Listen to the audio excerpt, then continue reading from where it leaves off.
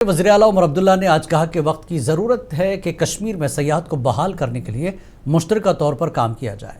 श्रीनगर में Indian association of tour operators के एक वफ्द से खिताब करते हुए उमर ने कहा कि जो कुछ भी पहलगाम में हुआ उसकी जितनी मजम्मत की जाए कम है और इस वाक़े ने न सिर्फ उन 26 ख़ानदानों को मुतासर किया बल्कि बाकी लोगों में भी डर फैला दिया। उमर ने मज़ीद कहा कि कुछ बंद किए गए सयाहती मकामात को दोबारा खोल दिया गया है, लेकिन और भी कई मकामात को खोलने की ज़रूरत है।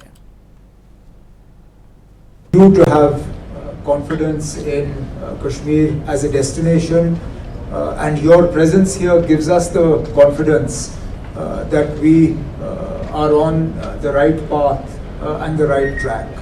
Would be an underestimation of the depth of our feelings regarding what happened and the tragedy that befell those 26 families. Came right at the beginning of what was looking like a really good tourist season for us.